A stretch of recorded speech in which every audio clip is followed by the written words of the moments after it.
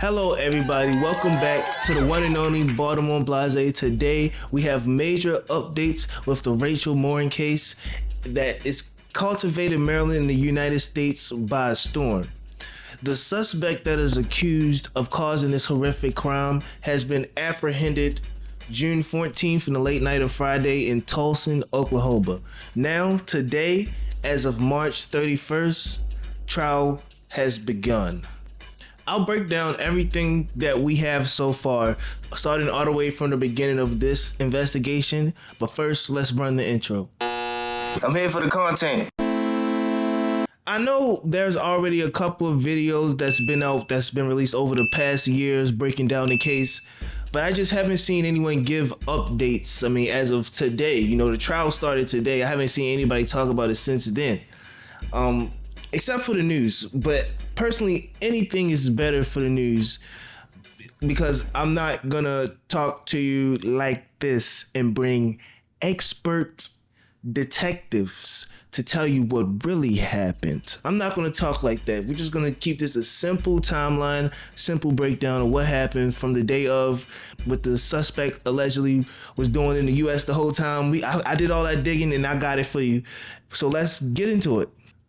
For those who are not so familiar, Rachel Morin's body was discovered along the Ma and Pa trial in Harford County, Maryland, back in August 2023. She was reported missing by her boyfriend when she was suspected to go out on the trial, basically, and she didn't come back and then the boyfriend called the police around 11:30. She was last seen around 6 p.m. Saturday when she went for a walk. After she didn't return home and the boyfriend called the police, the authorities automatically started searching for her in that rural area. And that was like a Saturday. So it was about then a day after the authorities found the vehicle, and then they found the vehicle parked at the trial. And then that Sunday they put out a news thing basically saying, if you've seen anything, if you heard anything, call this number. And that Sunday, the body was found. I'll play the clip right here. She basically was found in like the tunnel along the trail. From Michael Gabrzeski, who says he joined the search after hearing about Rachel's disappearance. He says his daughter was friends with Rachel. He and his daughter and a friend found Rachel's body in a drain. And I kept telling them to search the tunnels because I had a feeling about those tunnels. And I walked forward to search the one tunnel, and they searched the one, and that's where they found her. Basically, when we walked up, we saw fresh blood, and my daughter's boyfriend thought it was deer blood at first. Michael says the state they found her body in led him to believe she was murdered. This was just a shocking, heartbreaking discovery. It led to a months-long investigation. I mean, just under a year, Authorities released limited amount of evidence. They didn't want to really tell anybody about anything, but the only thing they really did come out at that particular time was that they're actively looking to bring this person to justice. The community and everyone rallied together. They donated to a GoFundMe. They was giving police tips. The community was searching themselves. I guess when you hear Maryland and this Baltimore Blase, when you hear Baltimore, you hear about the murders and everything. But I guess that part of town, Harford County, isn't. It's a suburban town where people go to retire and start their kids. This specific Rachel Morin, she was a mother of 5 kids. She was 37 about that time. So just somebody that was just out on their morning jog, pretty much. While they were looking for the guy that did this horrendous crime, they later released certain sketches from experts. I put him up right here, basically what he's suspected to look like. Later on, they added on a $35,000 bond reward for this guy, and also like a video of ring footage of this guy coming out the house with his shirt off or something, basically. So that was just around June 2024, they finally caught up to him late night in Tulsa, Oklahoma. Let me remind you, Martinez Hernandez is an illegal alien. So that's not that much documentation on what he did in the US, where he went. It's just certain, breadcrumbs, So I want to walk you through what we have on record for Martinez Hernandez. So, but basically, on record, allegedly, we have Martinez Hernandez unaliving a woman in El Salvador in January 2023, and he basically ran from El Salvador to cross into the U.S. illegally in January 2023. He did it twice. Once he was near El Paso, Texas, and the next he was found in New Mexico. Both times he was caught and practically sent back. Then after that, February 2023, Martinez illegally crossed into the US a third time, again in New Mexico, and they basically caught him and sent him back. Then after that, in between February and March 26, 2023, he illegally crossed into the US for a fourth time. I mean, I guess this time he was undetected. Maybe he went through a different, I don't know, it says maybe he went a different way. It doesn't really specify which way he went this way to go undetected. I mean, I guess that's right. As a police officer, I'm not about to just release that information like this is how he went undetected. But either way, March 26, 2023, he allegedly attacks a 9-year-old girl and a mom in a brutal home invasion in Los Angeles. He did some things not so well. The best way to put it in YouTube terms. This is the footage that we have released from the police department where he's seen walking out of the Ring camera with a shirt off. And remind you, this guy is 23 years old. I'm 24. So I just want to keep this all. This channel, Baltimore Blase, is about perspective, you know. So we left off at March 26th. Now we're at August 5th, 2023, where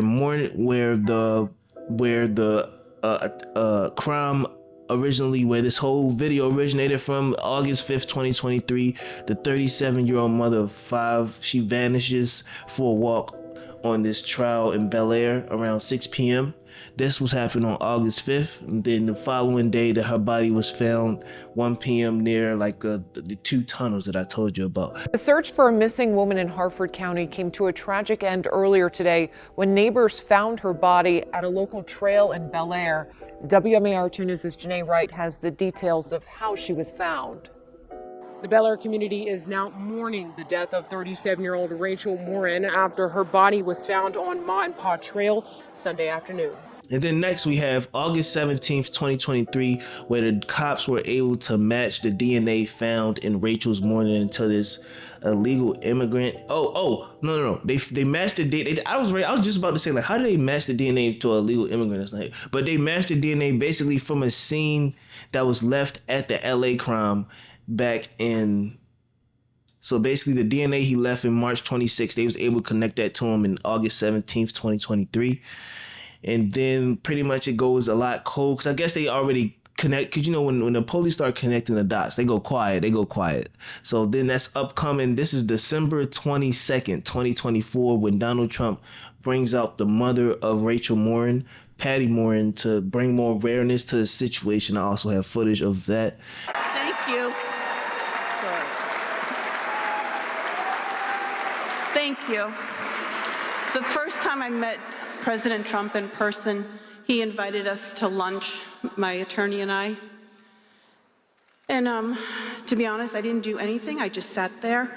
I didn't really speak because I wanted to watch the man and listen to what he had to say and what his conversation was like, because I knew he wasn't a politician, but I knew that he had been president before, and I wanted to see if he was a real, authentic man who actually cared for the American people.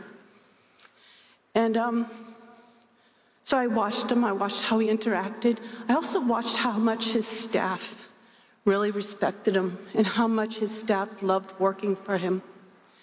But the thing that changed the way that I looked at him as a person was I realized that he was a dad, that he was a grandfather, and when you spoke to him, you could see in his eyes that he genuinely cared about his fellow human being. But the thing... I hate to bring this up politically, but I mean, I I didn't even honestly care about the immigrational thing until I found out they was hurting U.S. citizens for nothing. You know, I mean, I guess they've been doing that for years on, but you know, who am I? I'm just a nigga with a camera that looked up some stuff. So I'm personally just finding this stuff out myself. So after December 22nd, we go to February 12th, 2024, where the police released these sketches and these videos and this $35,000 bond reward for this alleged suspect. They already had named them. But then February to June 14th, that's when they pretty much found him casually sitting in a bar.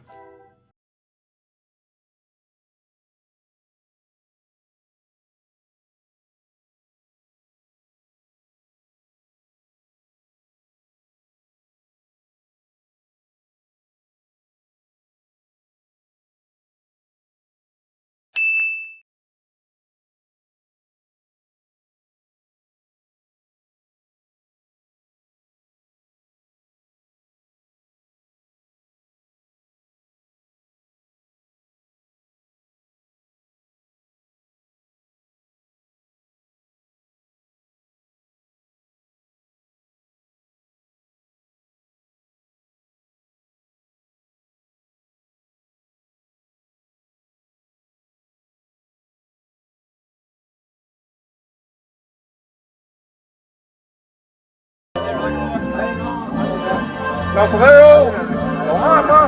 Tiene orders listed? Tiene order listed? Sí or no? No,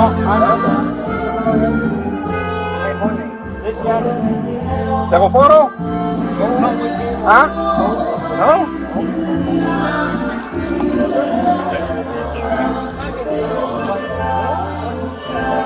Alright. Any ID? No? ¿Cómo se llama? Juan Carlos. ¿Ah? Juan Carlos. Jean Carlos. Ah. ¿Su nombre? Juan Carlos. ¿Fecha de nacimiento?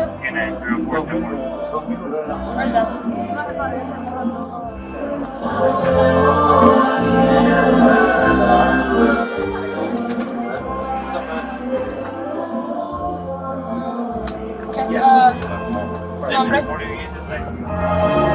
October? Smile.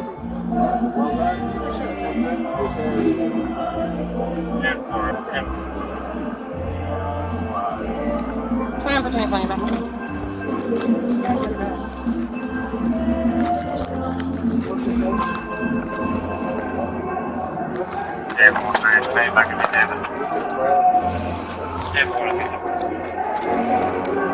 What's your real name, man? Su nombre? No. Su nombre? Antonio?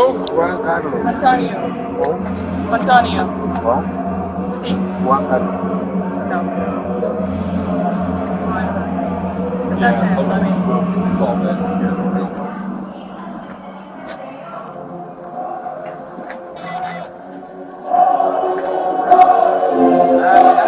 didn't see his phone, so I asked the people sitting next to him. They said that I guess they took it. I don't know. They just said they took it. Brian. This is the police officer that I guess he's trying to explain. It's better if he said it, so let me just let him say it. Just over 3 weeks ago, on May 20th, on what should have been Rachel's 38th birthday, and in a poetic coincidence, or perhaps in Rachel's own divine assistance, our investigators uncovered a lead that led us to this day. That's Sheriff Jeffrey Gaylor with the Harford County, Maryland Sheriff's Office. And on this day, I'm here to tell you, Rachel's murderer is no longer a free man. After multiple attempts trying to get the records over the phone, I finally came to the Tulsa Police headquarters where I got those records in person.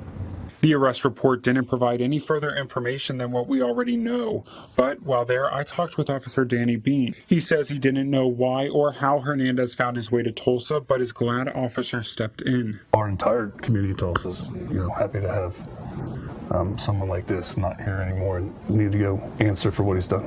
Okay. June 17th, he waives his He waives his right to extraction and hearing in Tulsa, basically immediately getting sent back to Maryland to face these crimes that he allegedly did. But I mean, if it's semen they got, it ain't nothing alleged about semen, gang. Like, let's not. I don't want to joke about this. This is not a joke. This is not a joking, man. I just want to bring an update to what's going on. Basically, after June 17th, the defense lawyers that's defending Victor, they kind of asked for a mistrial already, which is it's pretty practical for people to do when you first get locked up and you popular. Young Thug did it, Young Thug did it when this whole, all the famous cases did it. But basically, he ruled for a trial of mistrial, maybe a rescheduling of the trial because of the public eye, because of the publicity that's plans to come from this case, and the judge denied it. He said, "No, everybody need to see what this illegal immigrant did to an American citizen." Practically, it's like, that's pretty much all we have so far. We have the starting date of today is March 31st, 2025. The trial started. Technically, they're just looking for witnesses. They have to review over 400 people, you know what I'm saying? And it's just like, how you really think 400 people not on Facebook right now that's looking up the case? I mean, that's just neither here nor there, but I'm not here to talk about that. Well, I want to bring up one of the quotes that Rachel's mom, Patty Morin, had to say. She didn't say it out her mouth. It was the lawyer of the family. She said it's infuriating to think that if our borders had been properly secure or the DNA Fingerprint Act had been followed, this family would not be enduring this nightmare. That's what the lawyer of the representing the family. I can only imagine she about to sue somebody, I mean, I don't. At the end of the day, in closing, I just want to take a moment to reflect on the impact of this tragic case. Today's discussion isn't about which political side to be on. This video isn't about who you should be mad at. This is just a simple video bringing awareness just to the situation, because this could be us. This is Baltimore Blase. This crime happened in Maryland. It could have been any one of us. But I just wanted to take this portion of the video for the family, the victims, the community, everybody that was affected by this. And hopefully they got the right person. Hopefully he never gets to do this to anyone else. And hopefully they send him back to El Salvador. So that's pretty much all I have so far. I'm sorry if you're watching this video and you thinking like, oh, I already know this stuff. If you watch this video and you got this far and you be just sitting there, oh, I know all this stuff, just click off the video. But before you click off the video, go in the comments and be like, I already saw this, dummy loser. Say that. And then I'll be like, okay, they already saw that. But that's pretty much all the information I have for now. That's pretty much all the information that's out for now. I want you to stay aware and keep looking up stuff like this. I mean, if you're interested in me covering, I don't know if you're like my commentary or not, but if you're interested in me covering and I did better than the news, then let me know. I can probably keep following this trial to see where it happens. I want to thank everybody that watched this video that got to this point. I don't think I have anything else to say. Goodbye.